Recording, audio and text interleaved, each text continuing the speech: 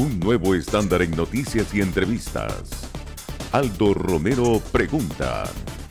Crecer al 3.5% es crecer nada. Porque en el buen periodismo, la verdad no es una opción, es un deber. Pero ¿y al Partido Liberal le conviene ser infiltrado de esa forma? Las preguntas incómodas son su especialidad. De corrupción moral y de corrupción ética.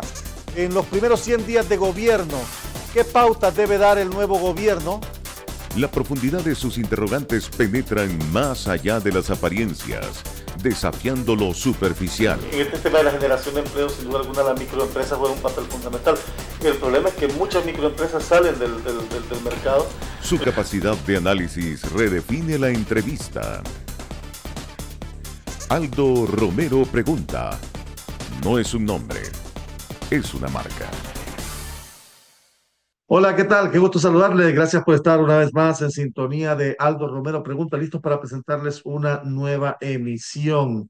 Hoy vamos a hablar sobre la situación política del país. Estamos ya a 14 días, hoy 14 días para el proceso electoral primario e interno de los partidos políticos. Nuestro invitado nos va a ayudar hoy a evaluar, a analizar las condicionantes que se dan en el país de cara a este nuevo proceso electoral al que nos enfrentamos los hondureños, del que muchos están hablando, no solo será exclusivo para los partidarios o simpatizantes de los partidos políticos, sino para aquellos que queremos ir a las urnas para escoger a las mejores personas que vayan a competir por la presidencia en las elecciones generales. Recuerde que los que surjan hoy de los partidos políticos son los que van a ir a elecciones generales. Así que hay que acompañar, aunque usted no sea partidario de ninguno, busque el mejor candidato entre los tres partidos políticos que van a las internas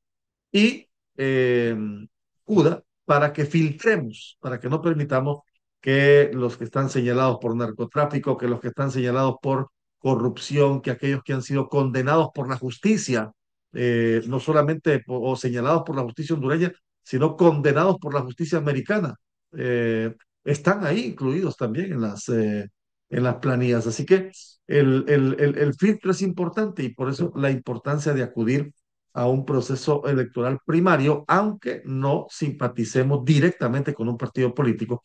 Hay que ir a escoger las mejores personas para que estas personas nos vayan a representar a los puestos públicos en el Congreso Nacional. Esa es la función básica de las elecciones primarias, ¿verdad? El filtro, ese es el filtro. El gran problema que hemos tenido como país es que hemos dejado que eh, sean los partidarios políticos, los simpatizantes políticos, los activistas los que decidan quiénes van a ir a las generales. De este tema vamos a ir dialogando hoy. Mi invitado será el doctor Omar Andrés García, analista, experto en gobernabilidad y democracia, y hablaremos sobre esos tópicos. Sin embargo, antes de presentar a el doctor Omar García, yo quisiera hacer eco de una información que surge desde El Salvador este día. Y es que el presidente Nayib Bukele se ha reunido con líderes empresariales latinoamericanos esta mañana, eh, en su ideal de avanzar ya hacia el milagro financiero. Y Bukele se ha reunido con líderes empresariales de Latinoamérica ante quienes enumeró los logros de su gobierno que hacen de El Salvador un campo fértil ya para las inversiones. Se reunió con un grupo de influyentes empresarios de al menos 20 países, ante quienes destacó los avances del país en materia de seguridad y las perspectivas en el campo económico. Se reunieron también con empresarios locales y en este encuentro las intervenciones del mandatario y de los empresarios fueron orientadas a fortalecer la presencia empresarial internacional en El Salvador. A Bukele le preguntaron cuál es el plan de país que tiene para los próximos 20 años y dijo que ahora la prioridad está en el desarrollo económico. Ojalá en el futuro recuerden más a El Salvador por el milagro económico que por el milagro de la seguridad, dijo Bukele, y aseguró que quiere que el país sea un país capitalista, pro empresa y con una libertad empresarial con un gobierno pequeño. Y así textualmente dijo, ojalá que en el futuro la gente nos recuerde más por el milagro económico, pero que por el milagro en seguridad. Hablábamos más con un banco, hablábamos con un banco multilateral y nos decía que lo conseguiríamos porque tenemos todos los ingredientes y que solo falta que haya inversión y nosotros lo vamos a apalancar financieramente, dijo Nayib Bukele. Pues quiero presentarle un video que ha publicado el propio Nayib Bukele en su cuenta de Facebook, que me lo acaba de compartir nuestro colega, amigo y productor de Visión Migrante TV, Fernando Troches, que estaba dándole seguimiento a esta transmisión en El Salvador, en donde uno de los fuertes empresarios centroamericanos, oiga bien, uno de los más fuertes empresarios centroamericanos de la cadena de comida rápida Pollo Campero, le dijo al presidente Bukele en esta reunión lo siguiente, y usted lo va a escuchar a continuación en el video. Usted nos ha brindado la tranquilidad y la garantía de trabajar que no hemos tenido ni en Guatemala ni en Honduras. Oiga bien lo que le ha dicho este empresario guatemalteco al presidente Bukele. Usted nos ha brindado aquí las garantías de trabajo y de operatividad que no tenemos ni en Honduras ni en Guatemala. Escuchemos este diálogo que se sostenía en este encuentro empresarial latinoamericano que se desarrolla en El Salvador y en donde Nayib Bukele busca el milagro financiero. Tal vez mi nombre es Juan José Gutiérrez. Nosotros somos guatemaltecos. Pero el pollo campero es salvadoreño. Ayer le pregunté lo del pollo. El pollo campero es salvadoreño. Sin ninguna duda. Nosotros somos guatemaltecos, señor presidente. Aquí me acompaña mi primo Felipe. Yo estoy a cargo, como ha de saber, de la industria nuestra alimenticia y Felipe hoy maneja todo lo que es capital, básicamente energía, en el caso de la inversión en El Salvador. Y nos acompaña también allá mi primo Juan Luis, que es el presidente, el chairman de nuestro board. Tal vez sí para compartir con la mesa, nosotros siendo guatemaltecos, pero de corazón también salvadoreños, nacimos en el 2020, en el 1920, perdón, somos tercera generación de la familia, nacimos en 1920, mi abuelo, asturiano. De ahí para acá la historia es muy larga, pero lo que voy a decir es de que a finales del 69 nosotros pusimos un primer pie en El Salvador y desde ese día nos hicimos salvadoreños. Y en el 72, un año después de abrir Campero en Guatemala, 11 meses exactamente, lo abrimos acá en El Salvador. Y desde ese entonces, Pollo Campero... ¿No fue al revés? No. Pero si usted gusta, Yo voy a decir que fue al revés. la narrativa la podemos cambiar. Pero fueron 11 meses, casi simultáneos. Eso vamos a decir. Y desde ese día, Pollo Campero fue tan guatemalteco como tú, como tan salvadoreño como tú. Claro. Campaña que han de recordar muchos por acá. Sí. Lo que quiero compartir con usted y con todos nuestros amigos empresarios, nosotros desde esa época trabajamos acá. Hoy tenemos poco más de 9,000 empleados en El Salvador. Operamos en la industria harinera, en la avicultura, operamos en la industria de comida rápida, restaurantes, hacemos pasta, hacemos galletas y obviamente energía limpia.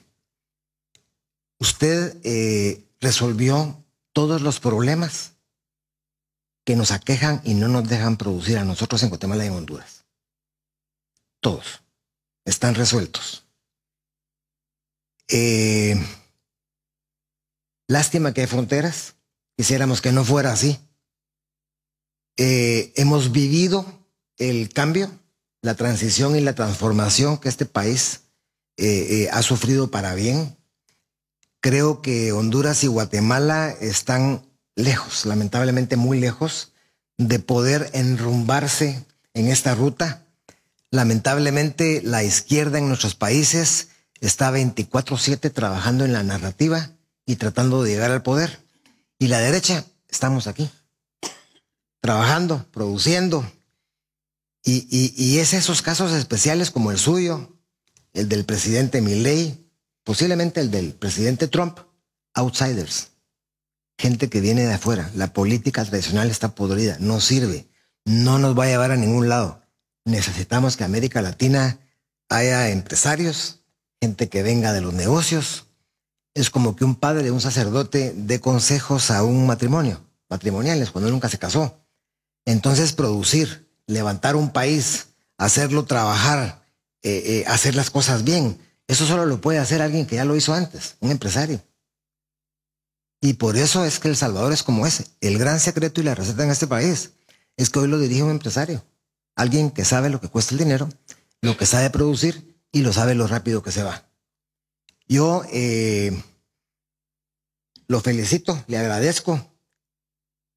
Es su segundo término y diciendo que somos lo que somos, dirán cómo es posible que no lo conociéramos todavía. Y es que nosotros nunca tocamos las puertas del gobierno a menos que necesiten algo de nosotros, algún apoyo o que podamos de alguna manera servir en alguna forma. Pero yo creo que la historia del estadio sí puede funcionar acá.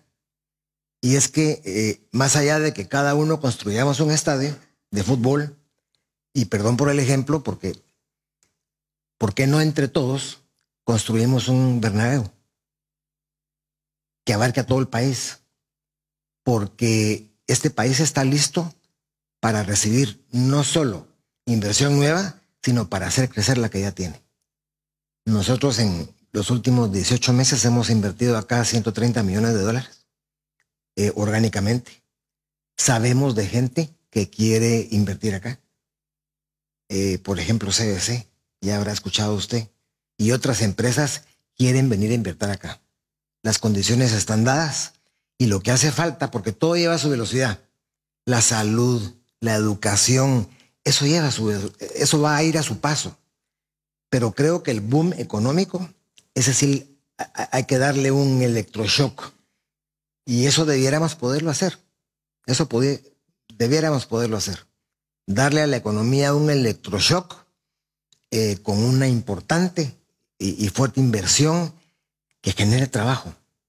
Porque lo que sí se hace falta o necesita ahorita es que la economía haga un boom rápido, que se mueva rápido. Lo demás está resuelto. La gente ya no se queja de nada. Y ese es el resultado de su 90% de popularidad. Lo entendemos, lo conocemos y lo vivimos. Éramos víctimas de extorsiones, empleados que nos mataban, empleados que no llegaban a trabajar y que pagaban extorsiones a los maderos. Eso ha cambiado totalmente. Este país es otro. Venimos una vez al mes, lo vemos muy seguido, vemos lo que está construyendo. Ya usted en infraestructura está haciendo un excelente trabajo. En Guatemala, por ejemplo, tenemos sobrecostos mensuales millonarios de ver 25, 30 buques en el Pacífico esperando turno para desembarcar, en el Atlántico igual, perdiendo competitividad. Yo creo que aquí con poco podemos hacer mucho. Y cuente con nosotros. ¿Qué le parece? La perspectiva desde quienes generan empleo de la situación de país. Y lo preocupante es que ven a Honduras, los empresarios internacionales, como un país que no es apto para la inversión, o por lo menos un país cuya situación político, social y jurídica en este momento no es propicia para la inversión. Digo esto porque uno de los cuestionamientos que más se ha hecho en los últimos años al país es el decaimiento de la inversión extranjera. No hay inversión extranjera y la que hay no quiere invertir más, porque la incertidumbre política que hay en el país genera también incertidumbre económica. Y como estamos en un país en el que 4 años permanentes de cada gobierno los estamos hablando de política, nos olvidamos de generar inversión. Si no hay inversión, no hay empleo. Y si no hay empleo, crece la pobreza. ¿Qué le parece? Es una situación bastante compleja la que viven los países, particularmente en el caso de Honduras, pero me gusta poner el ejemplo de El Salvador porque somos los vecinos, somos cercanos, estamos ahí cerca.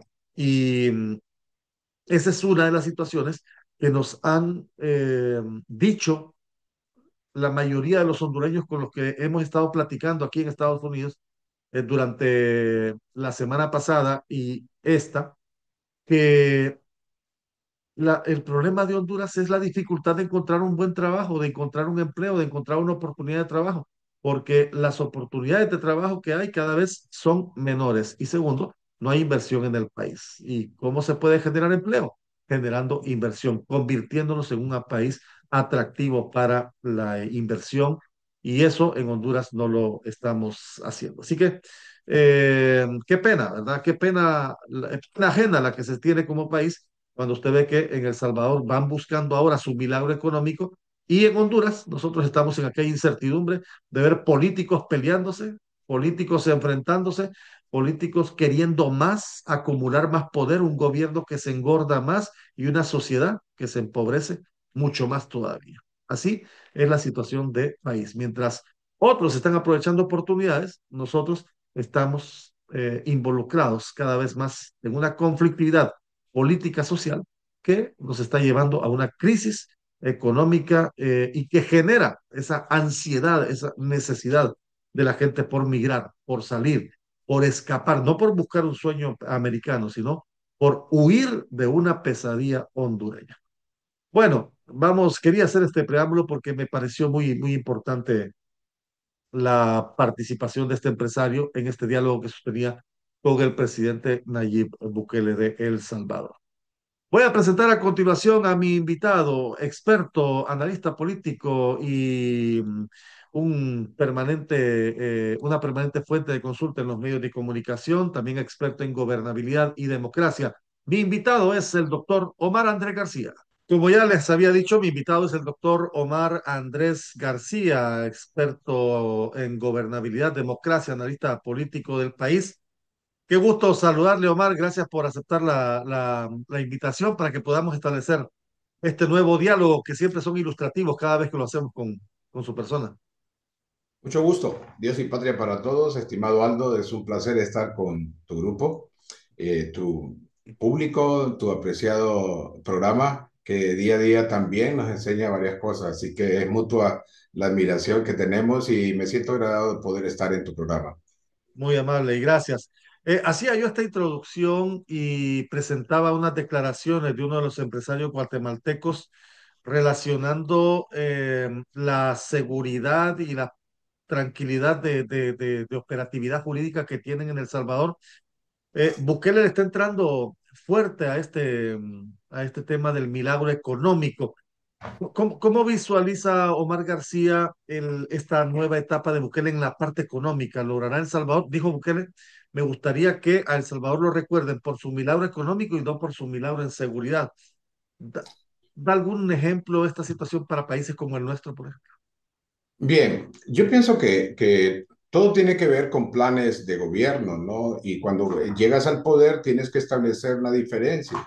O se roba más o se roba menos. Esa es la diferencia. Pero no se puede robar igual, porque entonces lo van a cazar o lo van a cachar, como dicen por ahí. Y en el caso de El Salvador, pues estaba viendo, por ejemplo, el índice de percepción de la corrupción en este año creció en El Salvador. En El Salvador. Sí, en El Salvador, ¿verdad? Del 2024, el de reciente conmoción que dio en Honduras, el reluevo, ¿qué? Pero nadie, yo siempre publico eh, un comparativo del índice de percepción de la corrupción de Honduras con el resto de Centroamérica. Y entonces estoy viendo que el índice de percepción de corrupción en El Salvador está creciendo, número uno.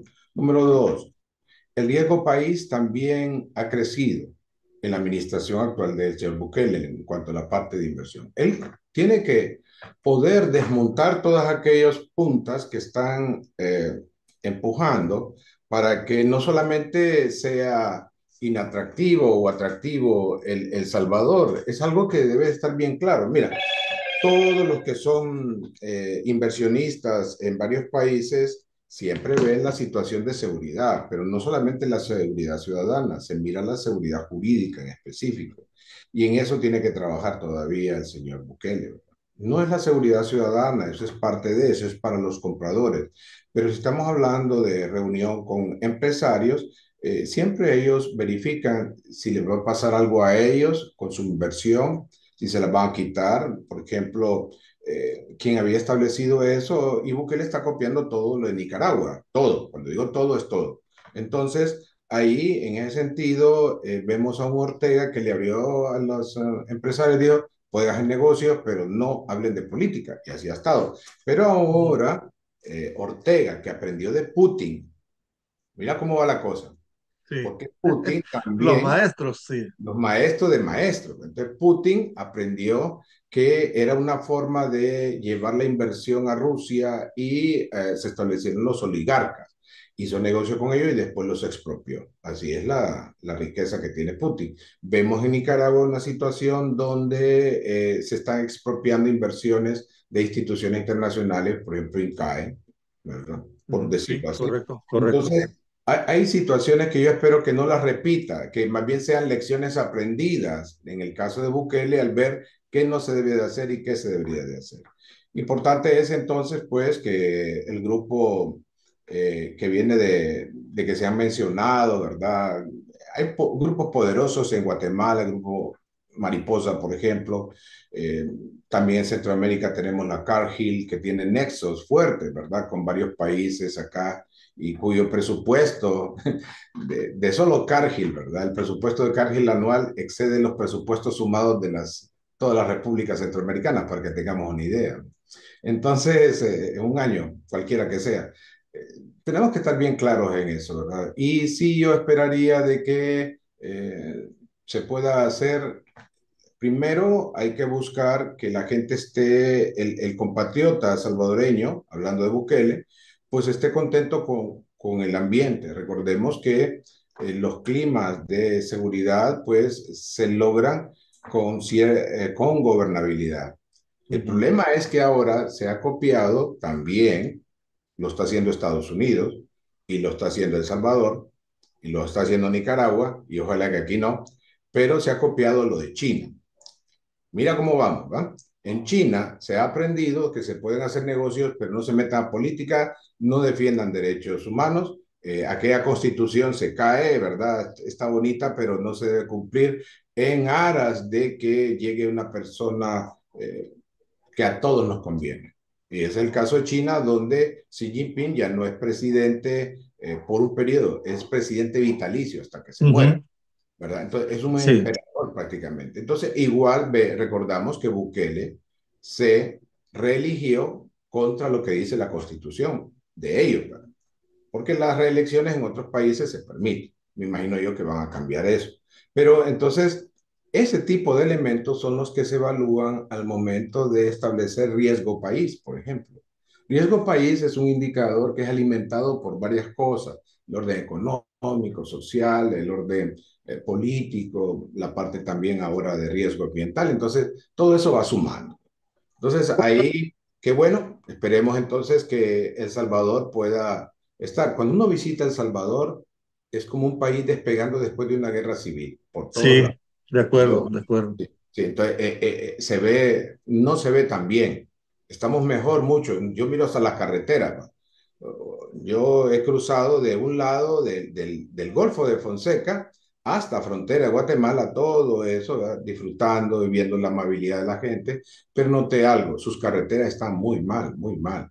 Entonces, cuando entramos a Honduras se nota la diferencia. Entonces, le hace falta, tendrá que establecer una situación que apoye precisamente tanto a lo que es los países inversores, pero también a sus propios empresarios. Ese es el reto de Bukele, que ahorita realmente estos 4 años él dijo de que ya no se iba a dedicar a la seguridad, porque había estado. Sino, Así sino que que el el tema económico, económico. y entonces que es más pesadito, no es cualquiera así.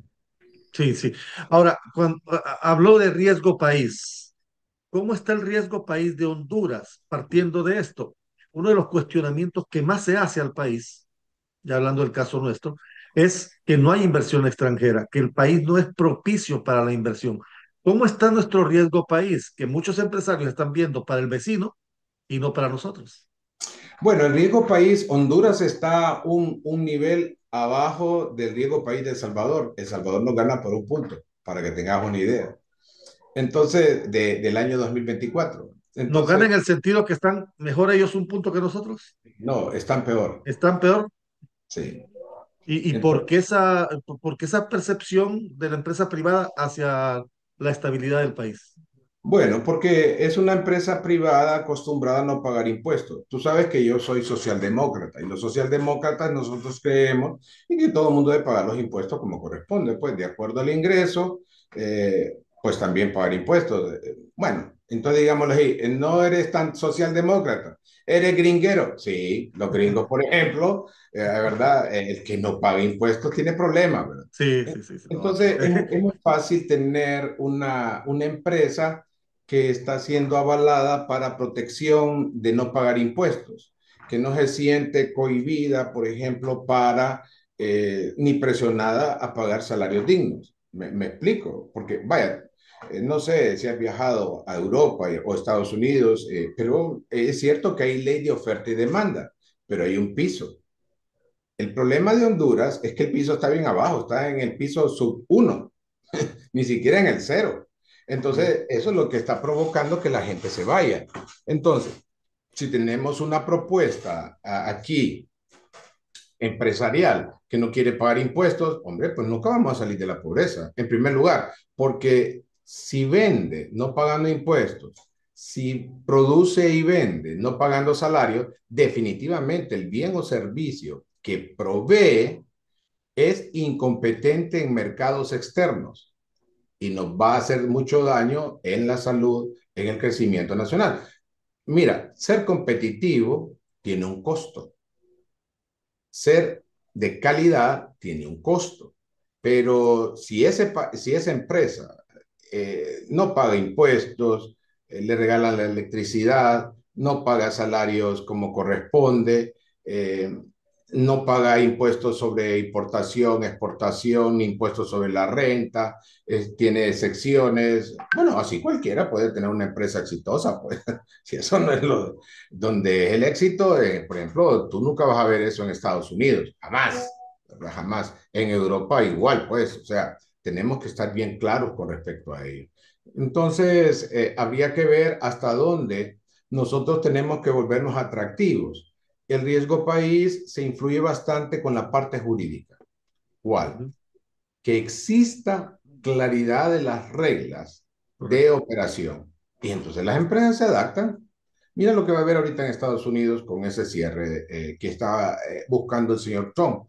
Todas las empresas que quieran operar en Estados Unidos, no se preocupen, aquí hay lo que se llama estabilidad jurídica, pero eso sí, tendrán que pagar impuestos.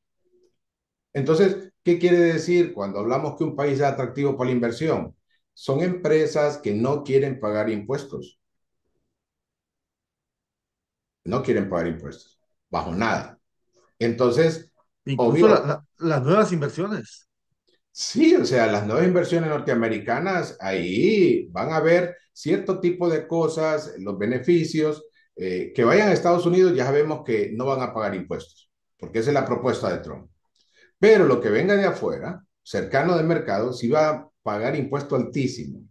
Entonces, no quiere decir que no van a pagar impuestos, porque también hay un compromiso de parte de Trump, en el caso de Estados Unidos, de que los empleos se van a cuidar y esos empleos deberán de ser dignos y proclives al promedio norteamericano. Entonces tendrán que pagar salarios fuertes. Por un lado, no van a pagar impuestos, pero sí van a pagar salarios, porque debe de llegar la inversión, está bien, pero debe llegar también al bolsillo de los trabajadores De los para que trabajadores, correcto. comprar.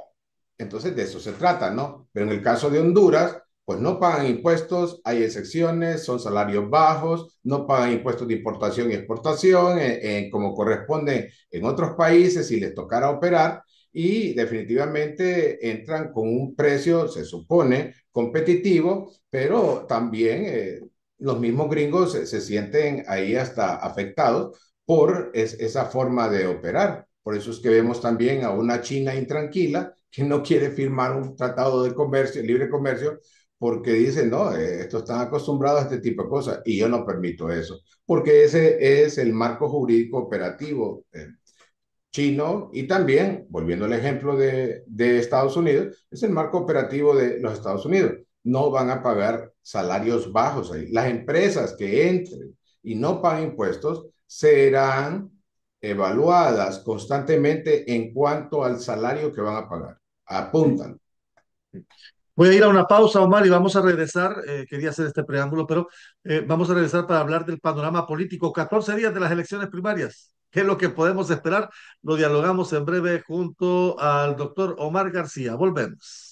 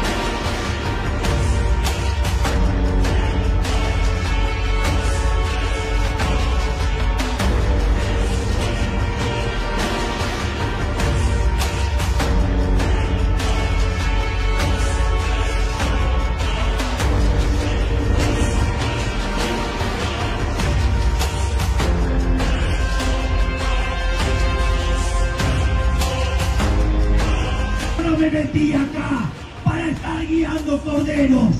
Yo me metí acá para despertar leones. ¡Quiero escucharlo decir!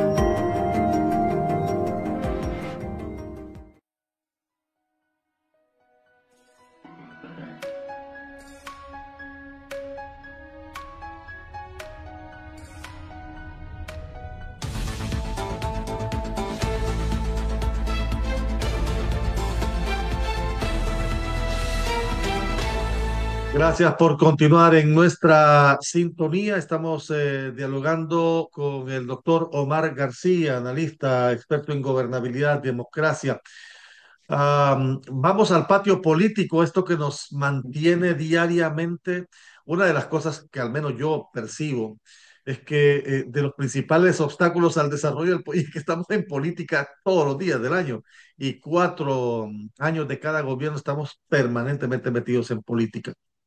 ¿Cómo ha visto el desarrollo, el desenvolvimiento de esta campaña para las primarias y qué grado de importancia tiene este proceso para los hondureños, particularmente el primario que es al que vamos ya en 14 días?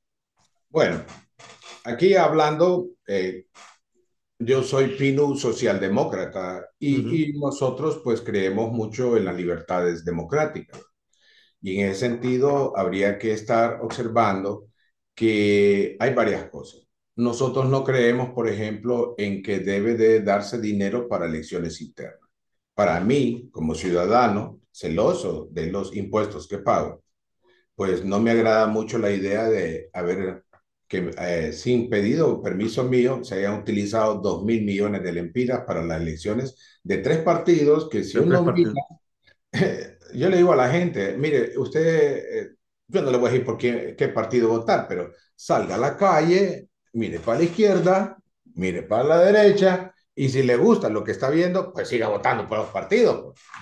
Es que hay que ver que entre ellos ahora el tripartidismo lo que ha hecho es precisamente ponerse de acuerdo 43 familias que manejan los tres partidos y nos siguen hundiendo en pobreza. Y ha habido algo bien interesante. Mira, Aldo y público que nos ve, la democracia es para que haya desarrollo.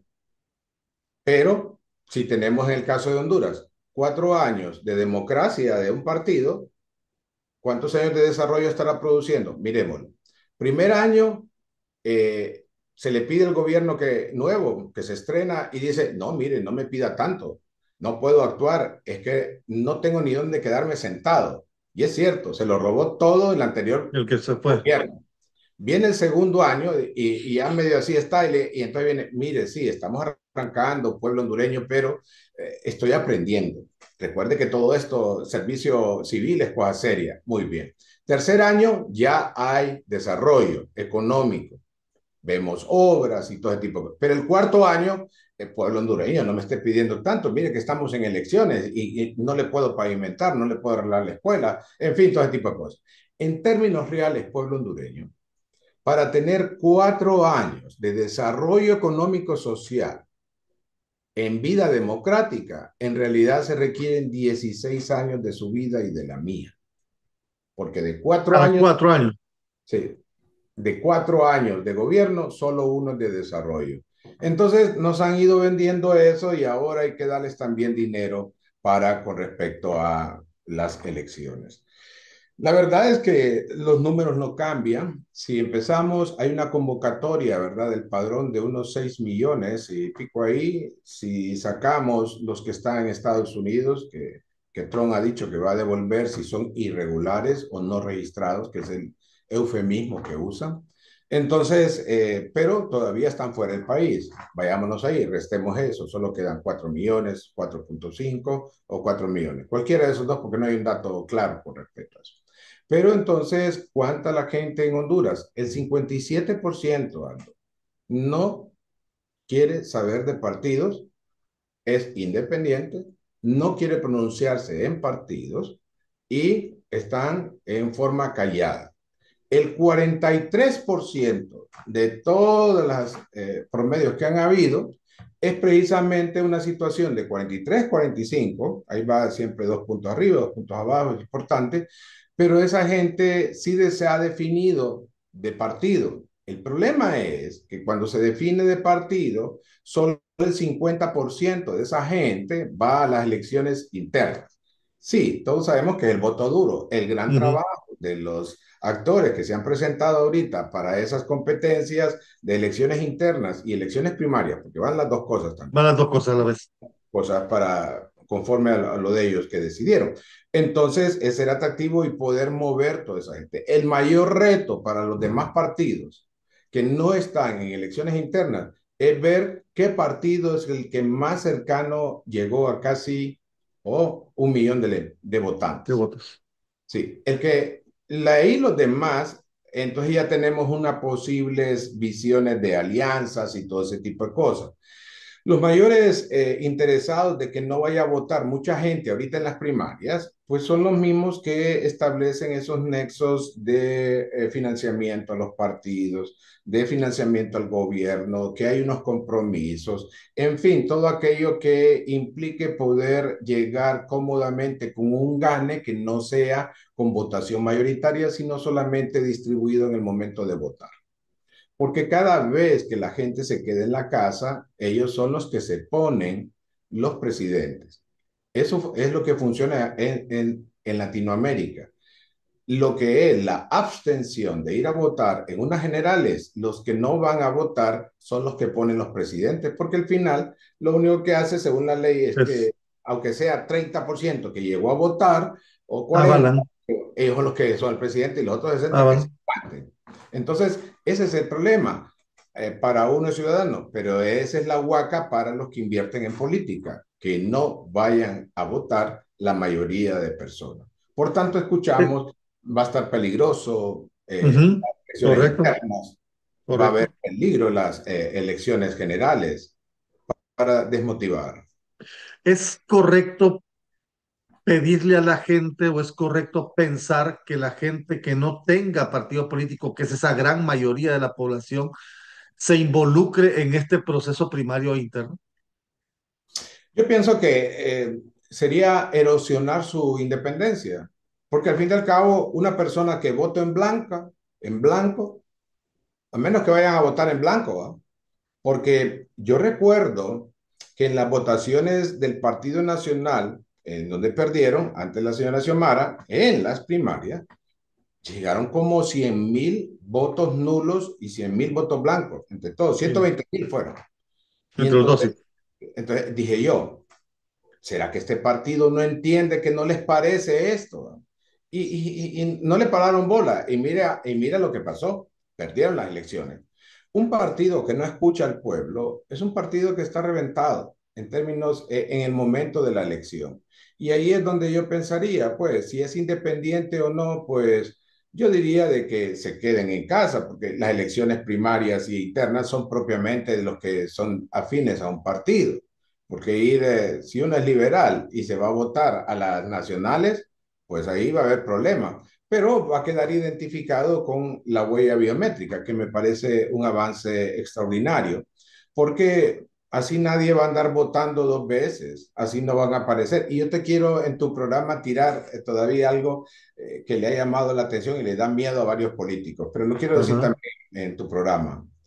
Y ya que los militares los estamos poniendo a cargar estas urnas no llenadas y ya finalizadas al cierre, ¿por qué no le toman una foto los militares a las actas que quedan ahí en cada una de esas y que envíen eso a un centro, qué sé yo? No como sustitución de lo que se está haciendo, sino más bien como otro elemento más de seguridad de que fue transparente.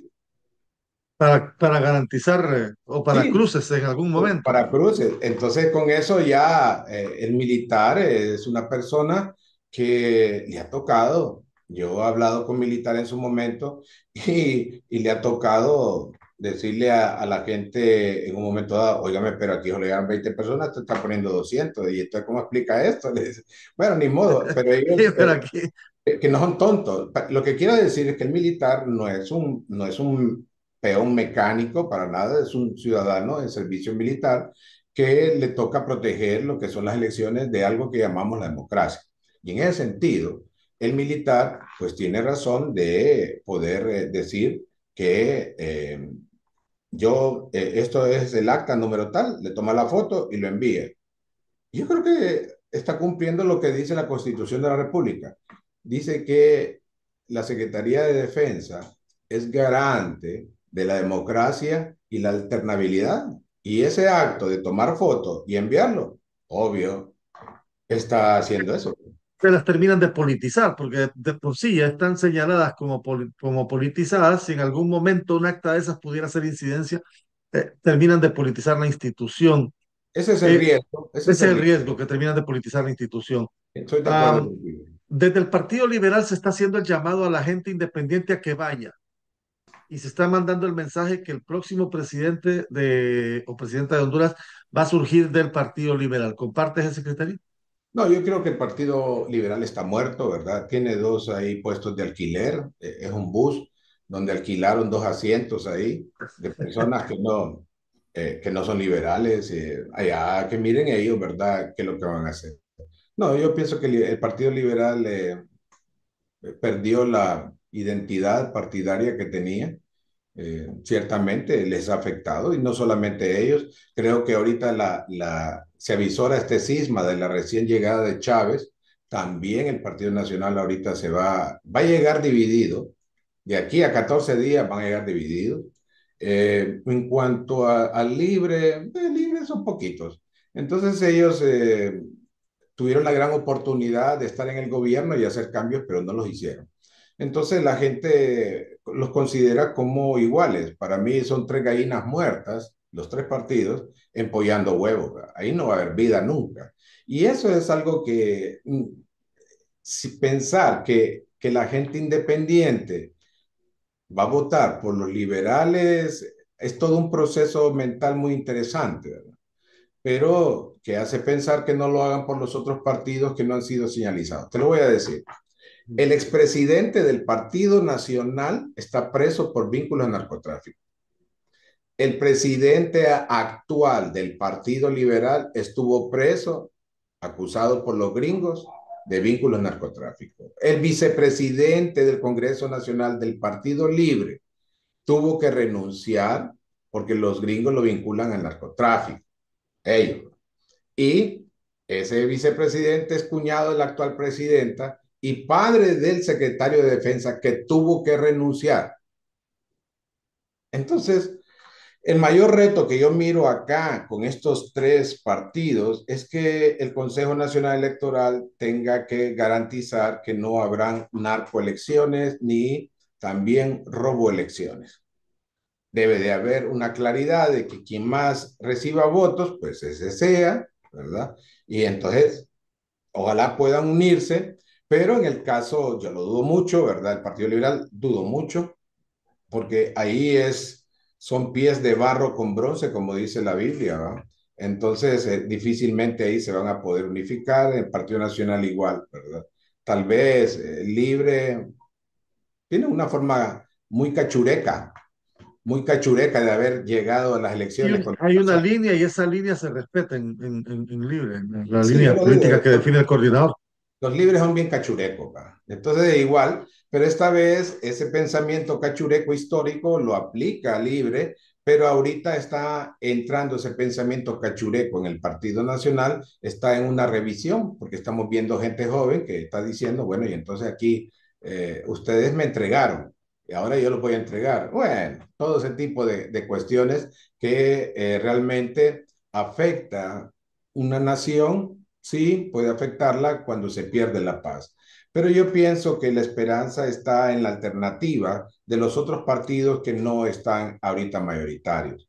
Pues va a quedar en evidencia, porque se van a ir sacando, vamos a ir viendo cada vez más actos de corrupción, denuncias y escándalos con respecto a eso, ¿verdad? Entonces prácticamente se estará allanando el camino para una cuarta opción. Y esa cuarta opción tendrá que ir apareciendo de aquí, después del 9 de marzo, hasta las elecciones, donde habrá Entonces, cambios para el Congreso Nacional, las alcaldías. Yo te puedo decir que el Pino Socialdemócrata está listo para lo que es cambios en Congreso Nacional, en la alcaldía y también en propuesta presidencial. En ese sentido, no estamos nosotros perdidos, todo lo contrario, sabemos qué queremos hacer, qué debemos de hacer en favor del pueblo. Ahora, la gente está así, yo no le voy a decir por quién vote, para nada, pero le voy a decir a las personas, no están cansados de tanta pobreza, no están cansados de ir a otros países o compararse con otros países, viendo ahí los videos, que ahora se mira con internet cómo los países están bien y nosotros no.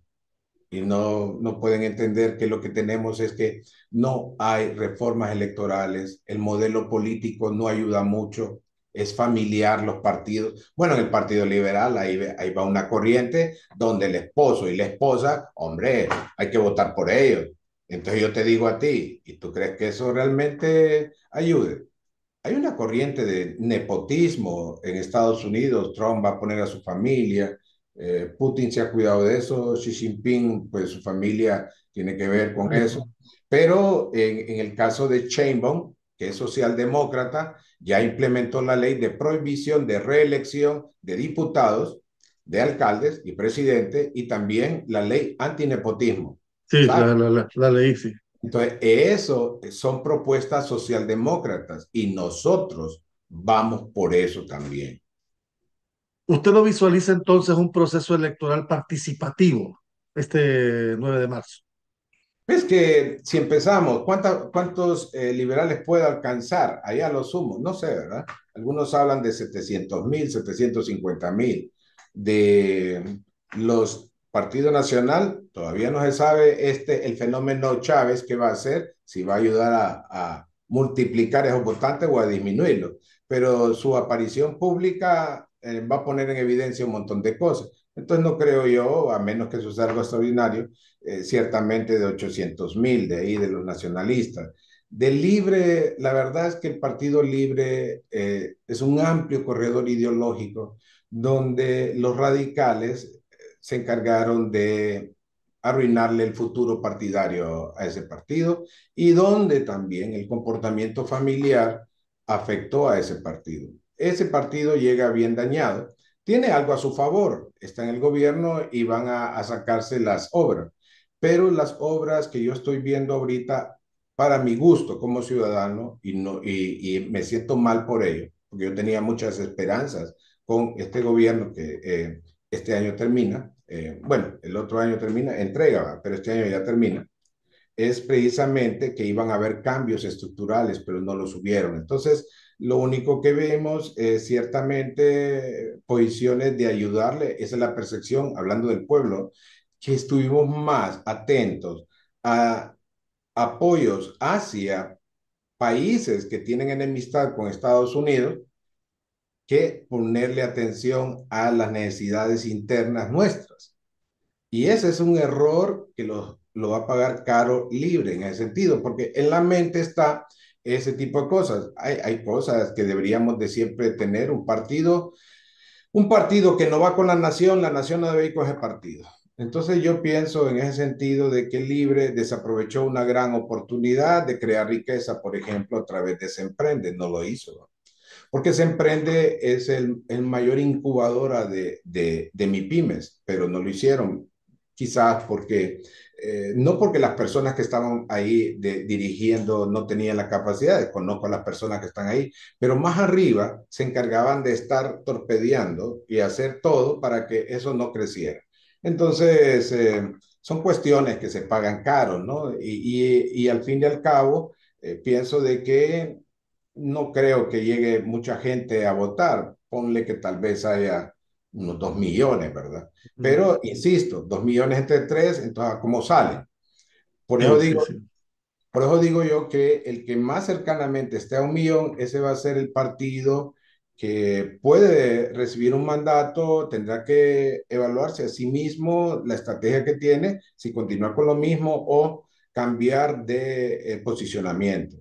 Eh, Ciertamente la estrategia del bus alquilando dos asientos, eso fue vender la empresa, ¿va? Entonces, Ujú. te lo digo, eso no les va a ayudar, porque ciertamente es como mezclar aceite con agua. El pensamiento liberal histórico ha sido bien interesante, pero tener un pensamiento liberal, radical, ultraderechista, como algunos dicen, ¿verdad? Que los comunistas aquí, que los comunistas allá, eso no es ser liberal, ¿verdad? Los liberales tienen un pensamiento histórico, por lo menos los que yo conocí, ¿verdad? Un tío mío fue perseguido trabajando en la Guardia Civil en su momento, en el golpe de Estado militar. Entonces, hay cosas que debemos de estar bien claros. ¿Se toman decisiones de los partidos para continuar en el poder? Sí, pero hay decisiones que en vez de ayudar, más bien lo que hacen es terminar de hundirlo. Entonces, habría que ver si el Partido Liberal y Nacional y Libre están siendo atractivos para la juventud. La juventud ahorita es la que está más amolada. No Sí, está y más teniendo desencantada también, y opción, más desencantada. ¿sí? No está teniendo oportunidades de trabajo, ¿verdad? No está teniendo oportunidades de salidas para estudios de lo que ellos quieren. Entonces, ahí ese es el problema. Eh, los jóvenes son cosas inquietantes, ¿verdad? Cuando hacen sus análisis.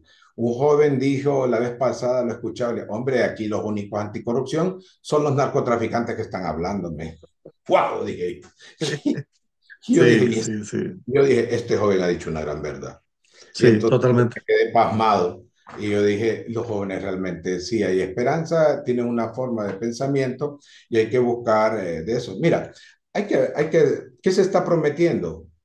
Esas son las cosas, ¿va? Imagínate que viene una persona de un partido y dice que va a quitar la estrofa del himno nacional. Otro dice, voten por mi chocollo.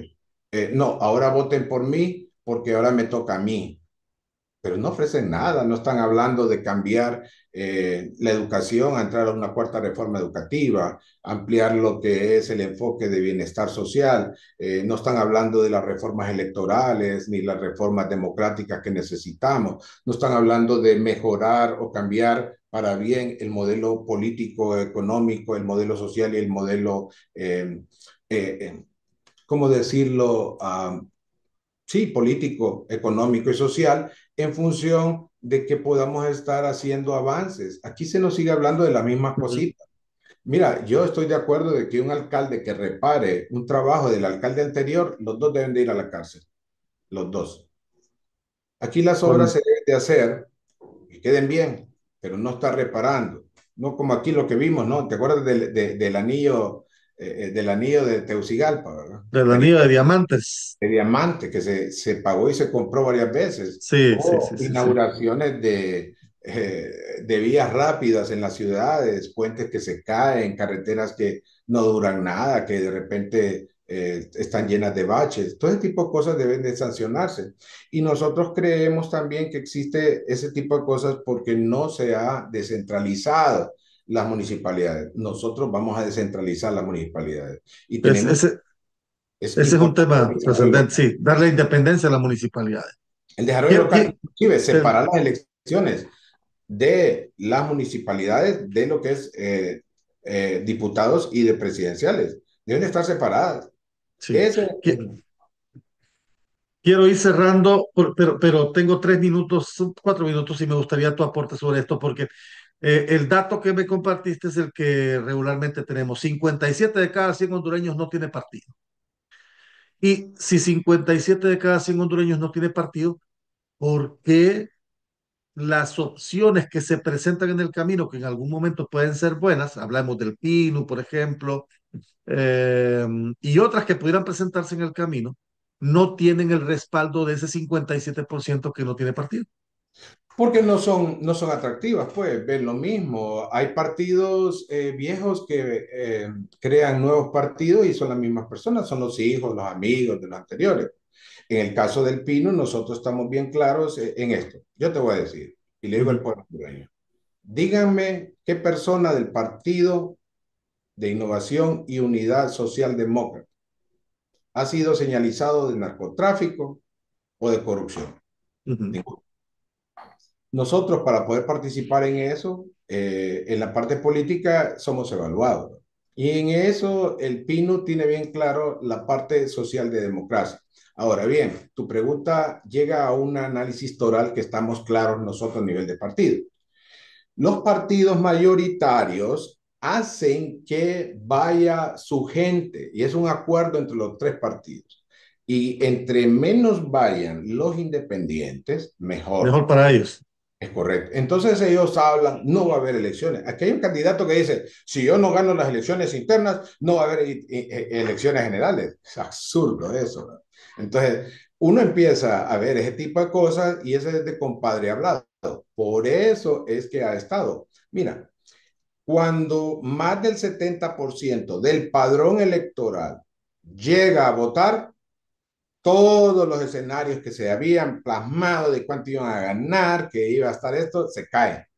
Porque no existe ninguna de los estratagemas que tienen de fraude. Por ejemplo, ¿qué es lo que acontece en la práctica? Se borran, ya se meten papeletas llenas. Uno, se cambian las actas. Dos, se envían actas espurias, ¿verdad? Apócrifas que le llaman. Cuatro, pueda que se bajen, se quiten en el sistema a la hora de sumar. Y cinco, entonces que no exista una situación de honradez de parte de quienes están en lo que es el Tribunal Supremo Electoral y el Consejo Nacional Electoral, en el sentido de avalar ese tipo de cosas, porque eso es lo que ha habido, ¿no? Aquí Sí. hemos visto personas que se han acostado ganadoras y se levantan perdedoras. Sí, Hay gente sí, que se va a así dormir es. allá.